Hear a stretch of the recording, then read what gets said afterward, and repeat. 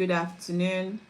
Welcome, Mrs. Francisca, joining from Anambra State. You are welcome. Thank you so much for joining. Thank you. Thank you. As you come in, just tell us where you're joining us from. I am so excited to be doing this with us this afternoon. My name is Sandra Oluwadari for those who may not know me and who are joining for the first time. And I am a parenting coach and a child development consultant. And I help parents raise wholesome and well-balanced children. I support them, in creating systems that would help them raise children who they will be proud of. And so I'm here this afternoon to talk about how you can raise, responsible and independent children. I know that this is the desire of lots of parents. Lots of parents want to raise, children who are responsible, children who can, use their initiative, children who don't need to be cajoled, or children who don't need to be followed everywhere before they know the right thing to do. Parents want children who can think, children who are self-reliant. But as much as this is something that every parent desires, it is also a headache for lots of parents, because this is what they desire, but they really don't have the right strategies to ensure that their children actually deliver on this outcome that they're looking to have.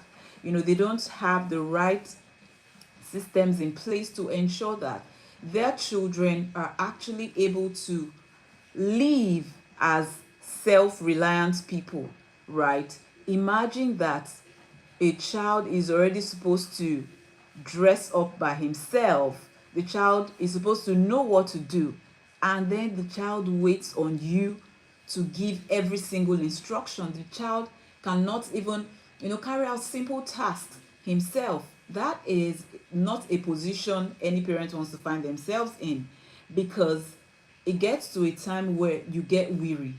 You can't be your child's PA, for the rest of their lives. And so it is important that from a young age, we begin to teach children how to be self-reliant, how to be responsible, how to use their initiative. And this is a 3-day training series. Trust me, it's going to be value packed. I'm going to jump right in. But today, we're going to be focusing on building trust and effective communication. Before we go ahead, I want you to do me a favor. Please share this link to invite another parent. Now, the thing is, once you do that, you are empowering another family, because it's not just about you raising your child well and all of that. They would also go out to interact with other people. So you are doing another family, another child a favor by spreading this word, right? So please, I want you to hit the share button so that more parents can join us in this conversation. So like I said, we're going to be focusing on building trust and effective communication in the home. Trust me, if your desire is to raise responsible children who can think for themselves, then the trust level has to be on point in your home. There has to be effective communication in your home. And so the first thing I'm going to be talking about is, a basic knowledge of what trust really is, right? What is trust? I know that there are times where we make promises to our children, and it really beats me. We have adults today who say, oh, they don't have friends, they can't nurture friendships and all of that, or they jump into one relationship and they jump out.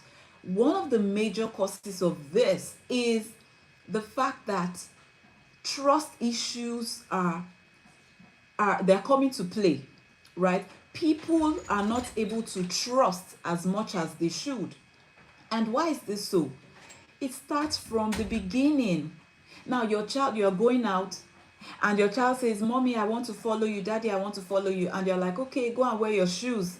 I'll wait for you. And before the child gets back, you have gone. So is it that, do we think these things are not leaving deposits in the children? They are living deposits. From a young age, you have started building the trust level of your child.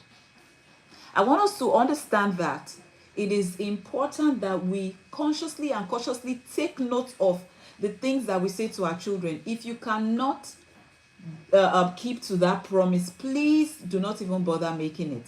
You say, oh, your child wants to jump, jump, jump, jump, I'll catch you. And then the child jumps and then you move. I know that you might be teaching the child how to take risks, but it also impacts how they're able to build trust with you and with other people. So trust is built through consistency. Trust is built through reliability. If you are not reliable, then where is the trust going to come from? If your child cannot if the child cannot say, okay, I know that if I do this thing, my mom is going to give me the consequences of this action. Or if you say if the child says, if I take this thing that doesn't belong to me, this is what is going to happen, and all of that. If your child cannot to an extent predict your responses, then there's a problem with how reliable you are. There's a problem with the trust you share with your child. Your child should be able to beat their chest, even though they are young. They might not be able to express or articulate what they have in mind, but they should know that if I do this, this is what my mom is going to do to me, whether she's happy today or she's sad or whatever. So trust mainly borders on reliability and consistency. What you say you're going to do today, do you do it tomorrow? Or you effect a particular consequence today and tomorrow you say, oh, let it slide. I'm so happy today. I'm in a very good mood. Let it slide. It doesn't matter. And then the child gets away with the same action that you disciplined him for the previous day. That is not consistency. And that is why a lot of children take their parents for granted, because there's no consistency. We say one thing and we're doing the next thing. So we need to understand that when we follow through on our promises, we are not just, empowering our children, right? But we are building a relationship. We are building a foundation that parent-child relationship can stand on. You find a lot of parents who say today saying, my child doesn't talk to me and all of that. It did not just start. It is from trust, the level of trust you are able to build, with your children. And then when it comes to communication, how are you able to create a safe space for your child? How is your child's opinion received? How is your child, how comfortable is your child to express himself or herself? Is the child always wondering, how is this thing going to be received? If I say this thing now, how are they going to take it? What are they going to say to me? All of these things are things that we need to know that our children are thinking about. So when parents say, oh, this child is misbehaving, I don't understand why this child is acting like this, I wonder sometimes, because the child is not just acting like that, out of the blues. A foundation has been laid, right? So if you walk backward, you realize that us parents also have a portion of the blame, because the child did not just jump from the sky that way. The child was programmed, to act in that particular manner. So it is high time we went back to the drawing board and begin to look at our processes, begin to look at our systems, begin to look at how we are interacting with our children, so that before you now come up to say, oh, this child is a problem child, so that we know that you have ticked all the boxes. And so sorry about that. I think yeah, the network threw me out. Okay, please let me know if you can hear me. Please let me know if you can hear me. Please let me know in the chat if you can hear me. Let me know. Before I go ahead, I need to be sure that you can hear me. Can you hear me from there? Okay, thank you so much, Mrs. Akoma. Thank you. All right, so I will just go ahead. So we've talked about the importance of trust, building trust, and then we've talked about the fact that trust is about consistency and reliability. And then I've also gone on to talk about how important effective communication is. Thank you so much, ma'am.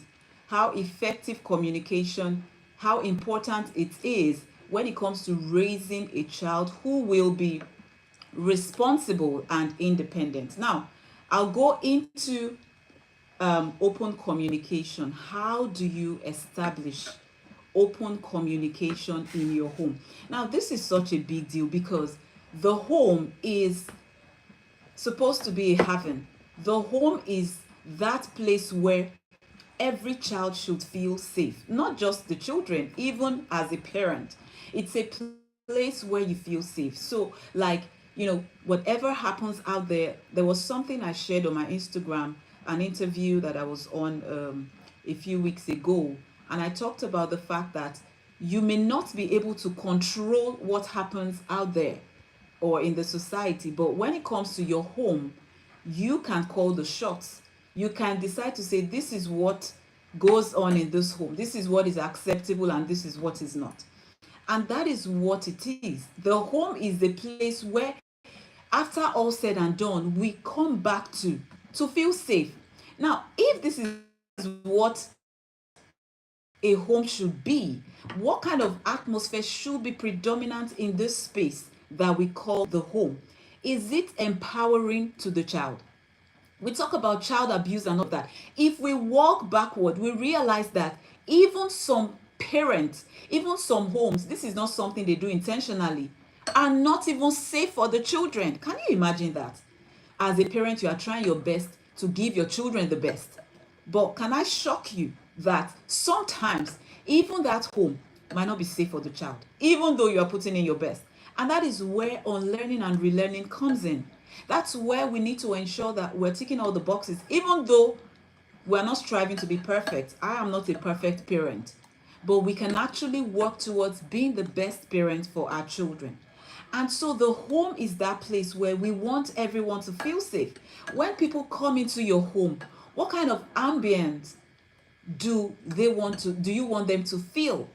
How do you want them to feel? When visitors are coming, parents go into a lot of preparation mode. They bring out the wonderful dishes and all of that. But do we know that our children are royalty? Do we know that that is how much effort we should also put in preparation for our children? Like, when our children are coming back from school, how should the home be, and all of, whether you are there or not, it's a system that you put in place. So the home should be prepared to meet the needs of the children and our needs as well, especially our emotional and mental health needs as humans. Now, how is the communication line in your home? How open is it? Are you able to speak? Not just the children now, even between you and your spouse. Are you able to communicate properly? Are you able to air your views without somebody thinking that, oh, you're coming at me? Why are you attacking me? We need to understand that our children are actually gleaning from how we are engaging with our spouse or the people around us. Please let me know if you can hear me. I'm hearing a feedback sound. Please let me know if you can hear me clearly. Right? So we need to understand that the way we are relating with our spouse, with the other people in our space, goes a long way to determine, thank you so much, ma'am, to determine how our children will perceive communication. So if you cannot talk to somebody without shouting, your children will begin to think that communication, one of the tenets of communication is violence. They will begin to think that, oh, if I have not shouted, I have not communicated. So we need to understand that whatever it is we are doing, people are watching. I mean, our children are watching, right? You need to create an environment where your children feel safe enough to air their views, where they feel safe enough to tell you how they're feeling, where they feel safe enough to tell you, this is what this person did to me. This person tried to molest me. This person tried to, bully me. Some children, on their tiny shoulders already, they're already carrying so much emotional baggage because there's nobody to talk to. And in your mind as a parent, you're thinking that, oh, everything is fine. These are things that we need to be conscious of. Now, how do you ensure that you create that safe space that your children are comfortable enough to air their views and, just say what they need to say in a polite manner? The first thing I want to be talking about is non-judgmental attitude. A lot of parents today are listening to, prepare their lecture. They are listening to know where to jump in. Yes, I said it. The way you have been going and all of that. That is what some parents are actually listening to get. But we need to move from that position and begin to listen to understand. How do you feel when you are misunderstood? How do you feel when people cannot get your point of view? How do you feel when you're trying to express your honest opinion and somebody is taking it as something else? Somebody is misconstruing what you're trying to say. How does it make you feel? That's the same thing that happens to children when we jump in, to give them lectures without settling down to understand what they're saying, without settling down to understand their point of view. Sometimes we just need to step back as we're listening to them and try to put ourselves in their shoes to understand where they're coming from.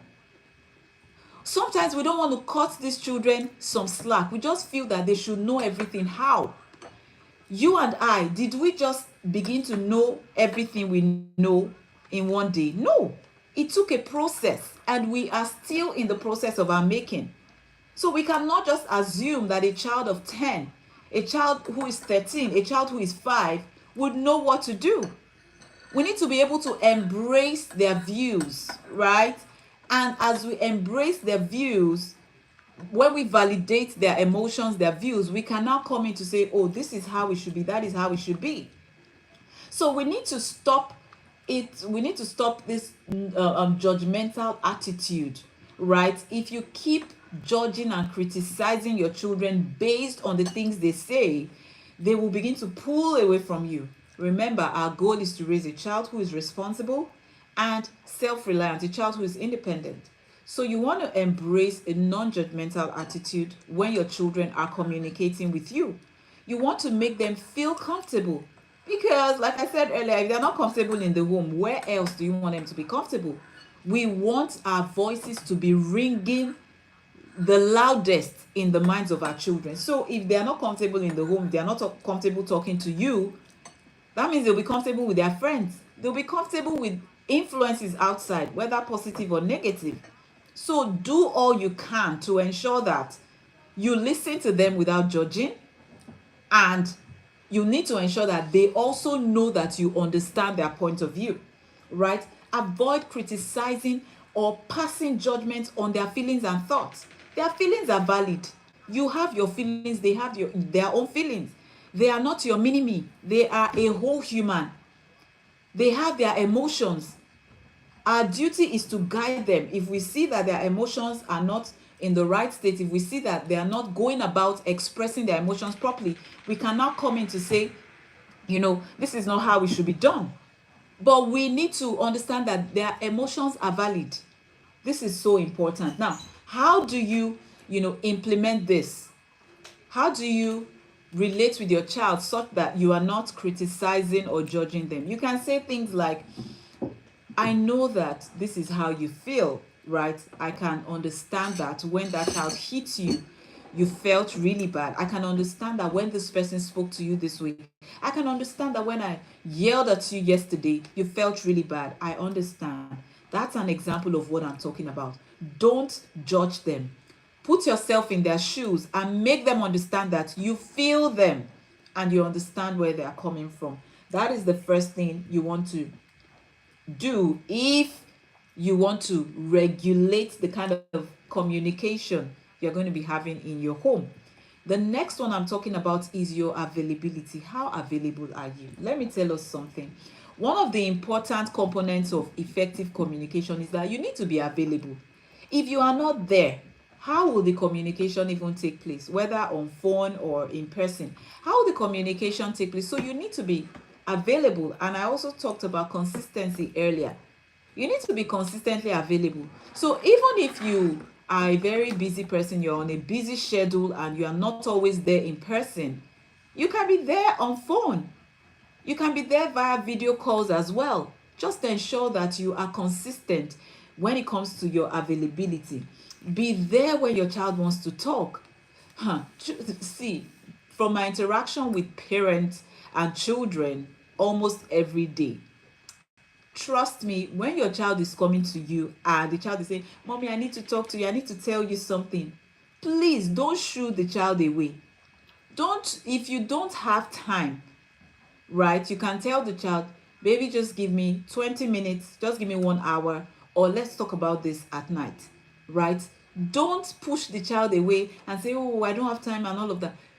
Even if you are not available at that moment, give the child the assurance that you will be with him shortly or at a particular time, but ensure that you listen to what the child has to say, because some children that are coming to you with stories, they have a decision at hand that they need to make, like sharp sharp, and they need your opinion.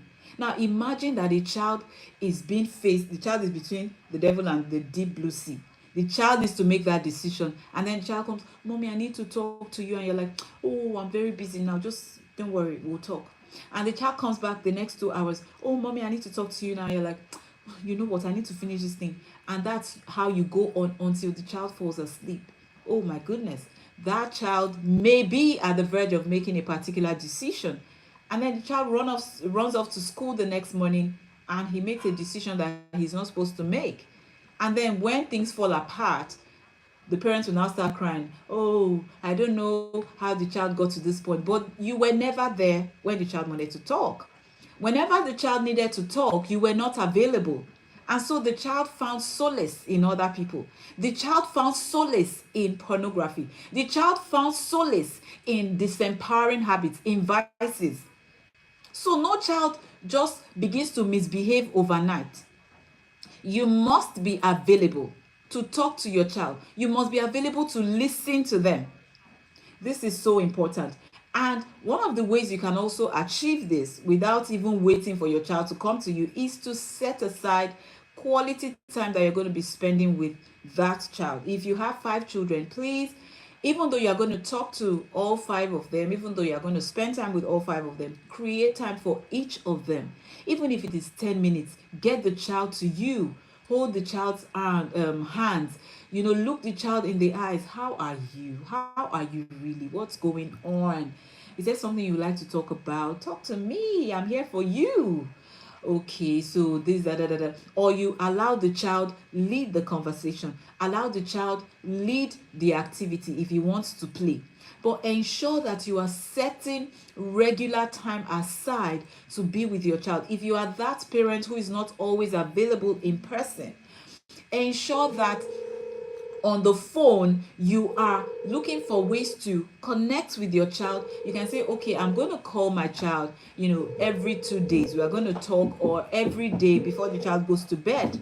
This is so important. That way you are not even waiting for the child to come and say, Mommy, I need to talk to you. You are already setting the pace for the child to have that conversation with you. And when the child is interacting with you on a daily basis, the child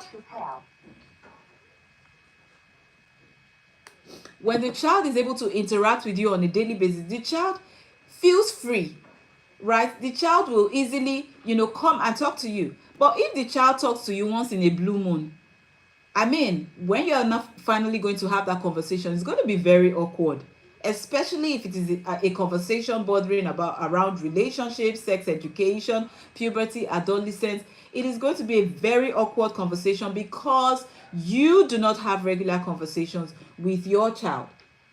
So you want to raise that child who is responsible.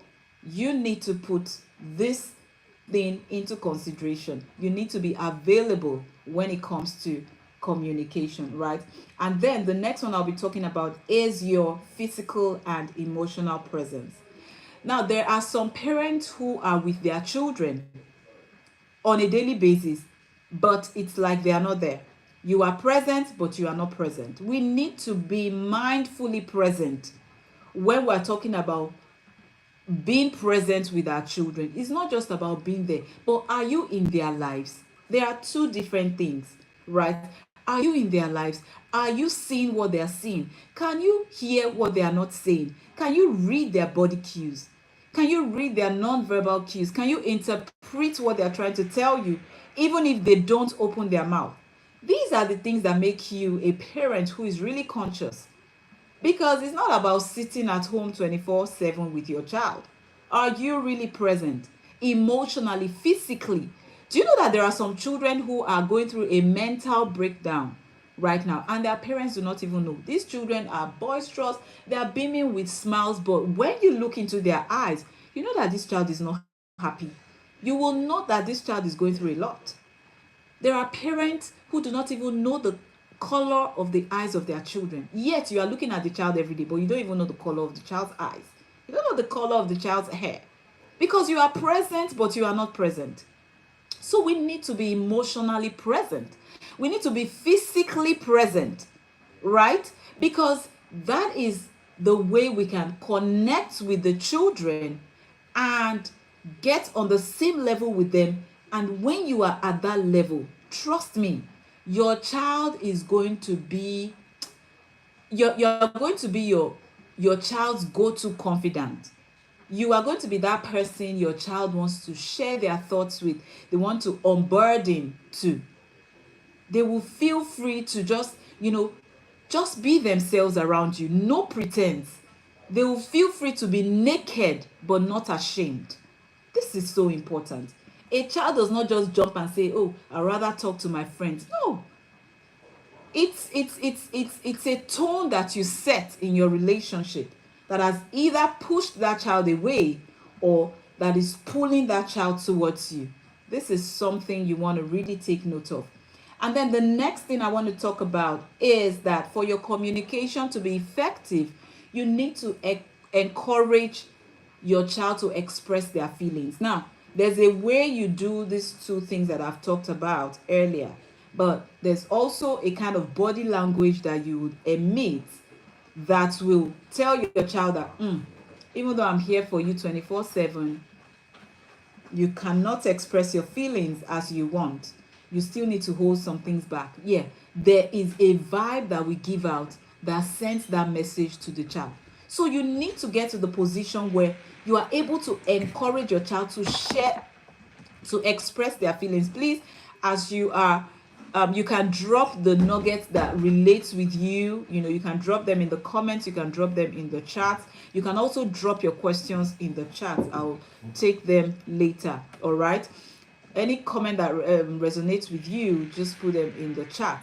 So you need to get to that point where you are able to encourage your child with your disposition. You're able to encourage, you're able to, the child knows even without you talking that, I can talk to mommy at any time.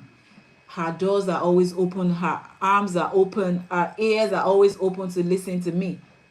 But the child is coming to talk to you, and when they see your face, when they see your countenance, they are running off because you are not giving them the vibe that you are welcome, right? So I want you to take note of these things I'm saying and begin to check yourself. Begin to mark or check the boxes. Am I doing this? So you'll begin to see that parenting is really about us. It's not about the children. There are certain things that you put in place that will actually prevent some things from happening, right? So how do you encourage your child to talk about their feelings? You can say, "Oh, tell me more about school today. Tell me more about your outing with your friends. Tell me about this assignment that you did. Oh, I saw that, you weren't smiling when you got in. What happened? Tell me about what happened in the school bus." Encourage them to share their feelings. When you do this, they know that, okay, mommy has my time, daddy has my time. They always want to hear me express my feelings. They always want to hear me talk. This would encourage them to, always come forth, even without you asking, to express how they are feeling, right? And it will also help you get a good feedback from them, because parenting without feedback is a no-no. Whatever it is you are doing as a leader, because you are a leader as a parent, if you are a leader and you're not getting feedback, right, that relationship, that leadership relationship is not balanced. So if you want to be getting feedback from your children, if you want them to be telling you, oh mommy, these are the things you're doing, daddy, these are the things you do that are not empowering. If you want that relationship, if you want your child to get to that level with you, you need to encourage them to share their feelings. And then the next one, if you want to ensure that you have effective communication in your home, is that you will need to validate their feelings. I've talked about this before. You need to validate their feelings. You need to let them know that their feelings are fine, right? Everybody has these feelings, but our duty as parents is to ensure that whatever the feelings are, if they are going against our family values, we want to redirect those feelings to deliver the right outcome. And if those feelings are in line with our family values, why not? You can feel them, right? But we also now need to guide them on how to express those feelings. For example, anger is an emotion. Anger in itself is not a bad thing. Anger is just an emotion, but how you react when you get triggered, right? When that anger button is pushed, how you react is what now becomes a problem. So some people end up reacting in an irrational manner. That's when it becomes a problem, right? So we are in that position where we're able to help our children redirect their feelings that are not empowering, such that it delivers the outcome that we want to see. And how can you do this? Oh, I see that you're feeling this way. I see that you're feeling that way. Oh, I see that you felt bad when you were not invited to that party. Okay, I can understand. I have felt that way before, but you know what? You are enough. If you don't get invited, it's okay. You can play with your stuff at home. I can spend some time with you. You know, that is you validating their feelings and making them that it's okay. Because the thing is, if you keep undermining their feelings, if you keep making them feel like, oh, why are you feeling that way? Why are you crying? Are you not a big girl? They begin to feel that there's a problem. They begin to feel that they have a problem. And this thing doesn't end here, it will stay with them. When they become adults, they will close up. They will not tell you things. They will not tell their spouse things except they get help. They will bottle their feelings, their emotions. It will begin to eat them up. And then you find that some people are so beautiful on the outside, but when you look into their eyes, you know that these people are unhappy because they cannot express themselves because of trust issues. You know, they don't trust people, and then their feelings were not validated as children. Whenever they wanted to say anything, they were hushed, and so they're like, why should I even talk? Let me just endure. That's why you find people in abusive relationships enduring. This is not how we want to raise our children. And then the next thing you want to do to encourage effective communication, or to build effective communication in your home, is to ensure that you are, actively listening. You're actively paying attention. It's like when I was talking about mindfulness, being mindful, being present and present, both emotionally and physically, right? You want to ensure that you focus on your child. When your child is speaking to you, focus. In fact, you can repeat what they are saying. So the child says, mommy, hey, if you saw what happened today, I was in class and somebody tried to bully me, and the person was talking to me in a way that I didn't like, and I began to get angry, and I stood up and I started raising my voice. So if the child is telling you that, you can do this.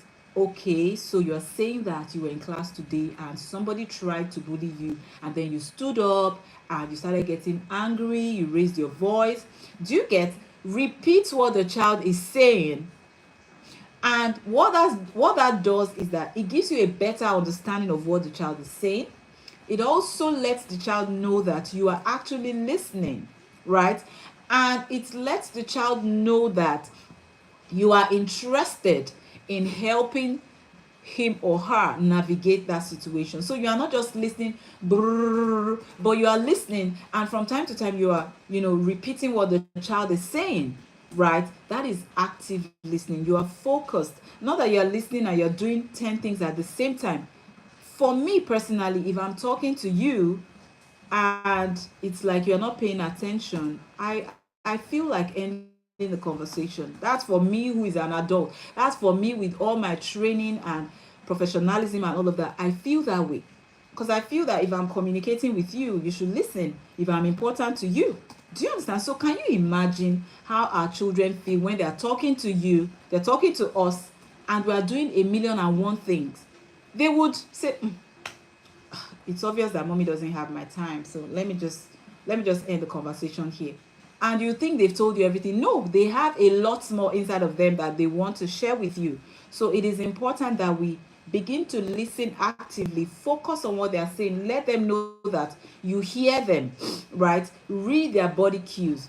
This is so important. And then you also need to build effective communication in your home by introducing non-verbal communication patterns. So you can communicate with your children, by just looking at them, by giving them a back rub, a pat on their shoulder. You're running your hands through their hair. You're communicating with them. You're telling them, I see you. Oh, I know you're feeling bad, but I see you. Your child can be sitting over there and you look at the child. The child should be able to understand that when mommy looks at me like that, she's telling me she loves me. She's telling me that I'll be here for you all the time. She's telling me that, oh, you are so amazing, you're a star, you're fantastic, and all of that. This thing does not happen in one day. It is something that you need to work on. You need to build. So take notes. You can come back and watch this video. List these things I'm talking about. It will not happen until you implement. We need to move away from just listening, attending one class. We need to move to implementing. Trust me, if we begin to implement, our parent-child relationships will begin to thrive. They will flourish. So please come back to this video and itemize what I'm talking about. Begin to train your children with non-verbal communication patterns. When I look at you this way, I might not be able to touch you, but I'm telling you that I love you. I'm telling you that you are the best. I'm telling you, when you go to school and we do this routine, pa, pa, pa, pa, pa, I may not say anything, but I'm telling you that go girl and smash your goals today. Oh, you are the best and all of that, right? We need to work on these things. We need to have our unique family rituals and routines with our children.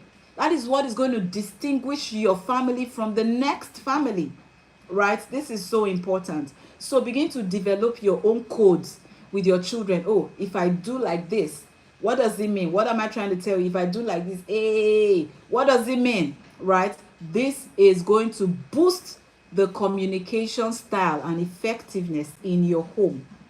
And then the next thing you want to also take note of is how much you interrupt when your child is saying something. Try to let your child finish their thoughts. Some people, we have children with different personality types. There are some people that once you cut them short, they lose their line of thought. They are not able to continue what they're saying. Some of them lose the motivation to keep speaking, right? So you need to observe the kind of person your child is and follow the cue the child is giving you. If your child does not like to be interrupted, please try not to interrupt. Let them finish what they are saying and then you can come in. Remember, I'm talking about how you can, help your child to help you, how you can boost effective communication in your home. And then you also want to ask open-ended questions. If you want to get more details from your children, you need to ask open-ended questions. Don't just say, how was your day and how are you feeling and all of that. Ask questions that will let your child open up and begin to tell you more things about how they are feeling and all of that. Now, we've talked about how to nurture effective communication. The next one I'm going to be talking about, remember, we're focusing on two things today: building trust and effective communication.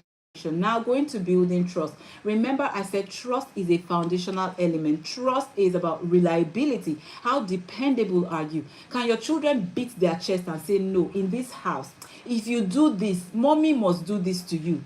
Please, not beating, no, not shouting. Can they say, oh, if I pass my exams, mommy usually does this? So there's this thing about structure. When your children have an idea of what to expect in the home, it helps them. Children feel confused when everything is just going left, right, front, and back. They don't know what to expect today. At least on Sunday, let them know what to expect. that, okay, when we come back from church or our place of worship, we go out to eat, or everybody cooks jollof rice, the whole family cooks or something. Create something special for your family. That helps reduce the confusion that children feel, right?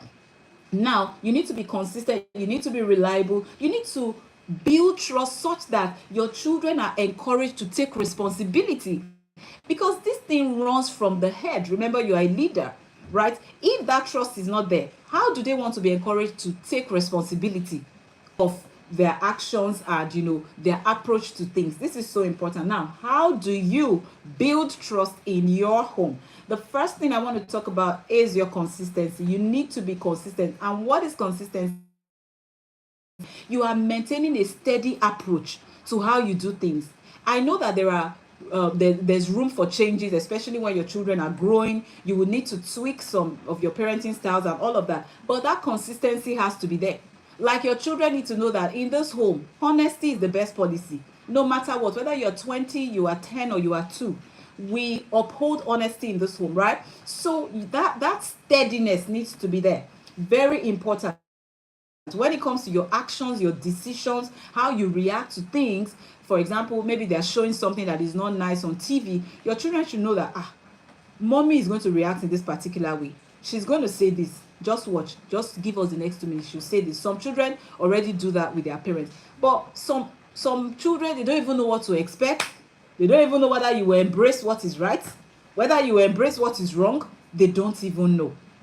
And this is not a good way to raise children, right? So how do you implement this consistency? You need to have your routines and your structures in place. You need to have your rules and your consequences, right? Your children need to know what to expect. So if they jump on the chair, what is going to happen? Don't punish them for jumping on the chair when you have not told them what will happen if they jump on the chair, right? You don't discipline or punish a child, right? Punishment is not even in this picture at all, because punishment is when you are inflicting pain on a child. Discipline is what we are looking at.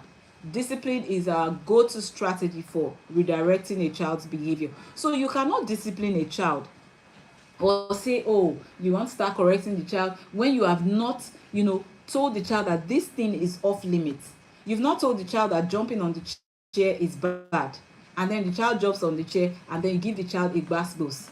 That will be very unfair, right? So you need to create your rules and your consequences beforehand with the child. Even if your child is young, right? Once they are able to express themselves, you can talk to them about it. This is what we're going to be doing. If you slam the door, if you do this, if you do that, right? Just carry everybody along. And if you have older children, bring them in to the conversation and let everybody rub minds. And then you come up with your rules, your consequences, and your routines and all of that. This will help you to be consistent, because when you have this in place, you will not be repeating yourself on certain things. Your children already know that if you don't do this, they already know that on Sunday you can't sit at home and say you are not going to church, right? Because this is a steady action that takes place in your home. That's an example of what I'm talking about. And then another thing that will help you build consistency is your emotional responses. Your emotional responses have to be stable. Don't be volatile. Like, if your child does something today, you can just shout, and then tomorrow you'll be calm. Do you understand? That is not being stable. You have to be stable in your emotional responses, and that's why you need to learn to regulate your emotions so that you put yourself in the position where you can respond to your child instead of reacting. They are two different things. Now, when we talk about building trust, the next thing I want to talk about is being reliable. You have to show your child that you are a dependable person. How does your child want to be in that position where they tell you everything, they trust you, they can count on you, if you are not dependable? They confide in you. Mommy, please don't tell daddy this thing. Don't tell daddy this thing. This was what I did. And the next thing, you tell daddy, and daddy is coming to confront the child. So that one is between you and your spouse. You can tell daddy, but let daddy not come and fight with her. You have broken the trust. She won't come to you again. So you can tell your spouse, oh, this was what happened to this child, but she doesn't want me to tell you. So what do you think I should tell her? How should we handle the situation? So that way mommy is fronting for mommy and daddy. Not that she will come and confide in you, mommy, this person said this, I did it. The next thing, the whole family has heard. The next thing, the whole street has heard. You are breaking trust. And that's why when children now grow up, you see, they will say they don't have friends, they don't have friends. So it started from when they were children. You kept on breaking their trust over and over again. They trusted you with information, you went to tell everybody.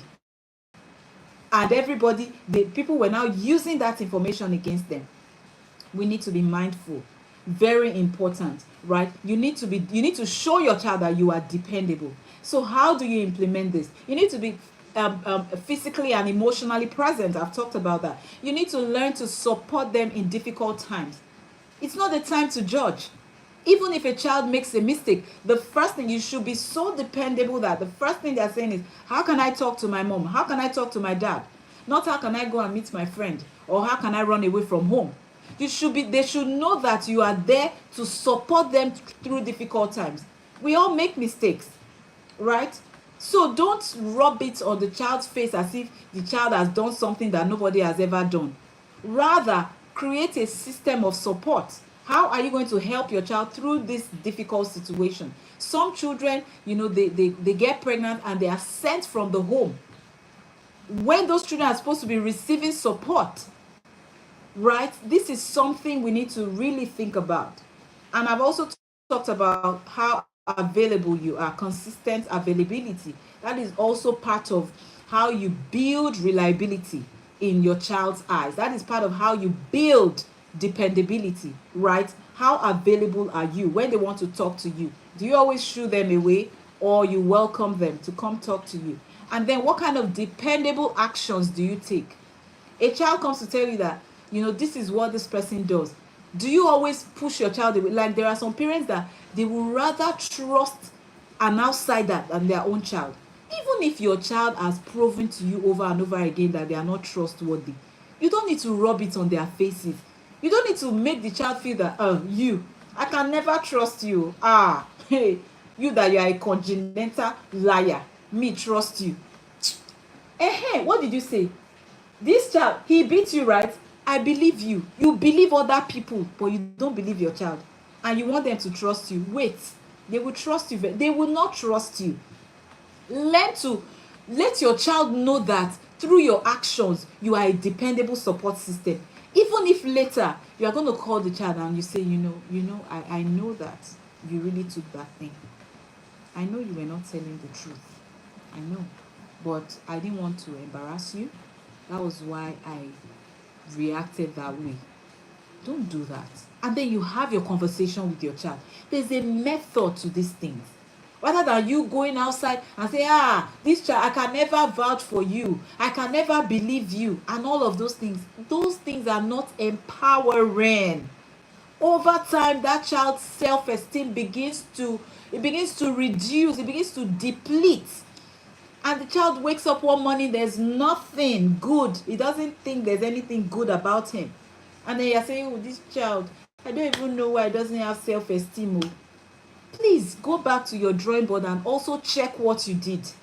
Very important. We need to show our children that we are there for them, that we are their backbone. We are not supporting them to do bad things, but so long as they are doing what is right, if they are being oppressed out there, we need to show up. I'm not saying go and fight and begin to make a scene or create a scene, but let your children know that we as a family, we are there for you, supporting you all the way, rooting for you all the way. This has a way of, letting the child know that, I can trust my mom. I beat my chest and I say I can trust my dad.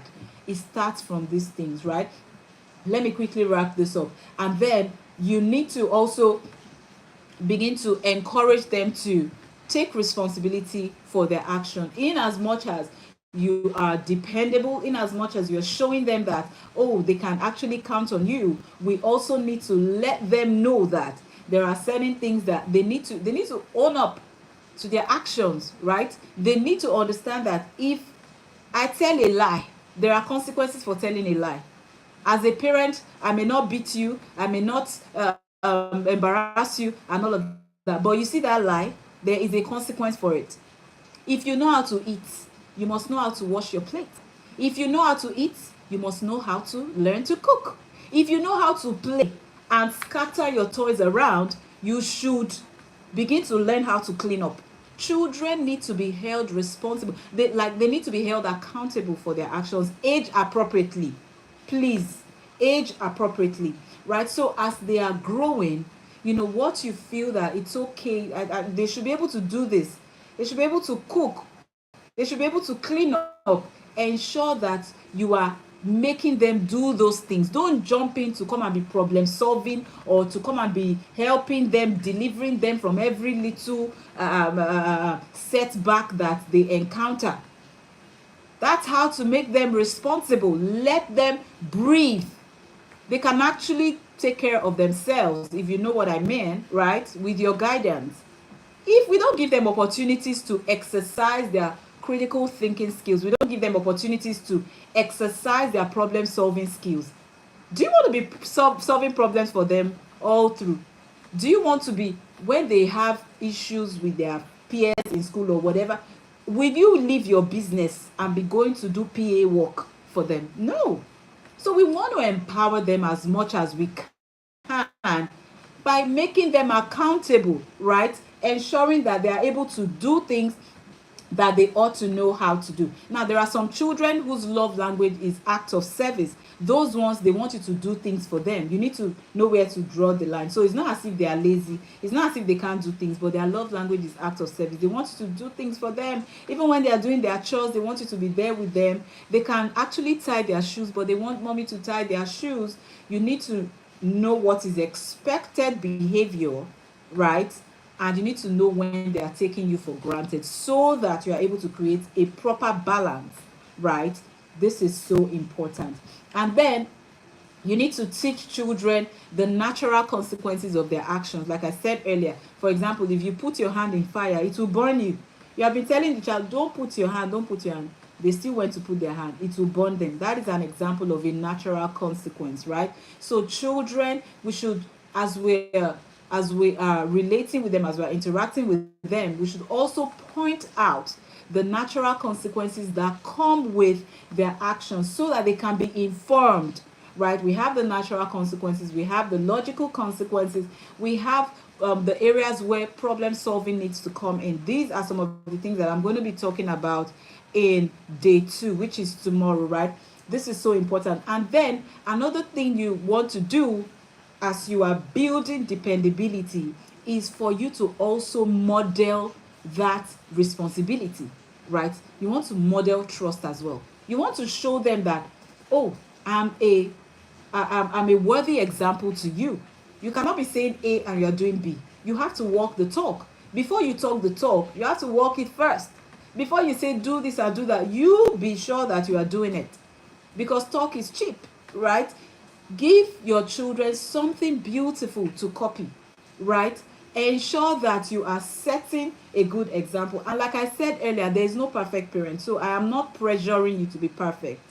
But we can actually hold ourselves to standards that will help us set good examples for our children. Because the truth is, the home is basically where a child's character is formed.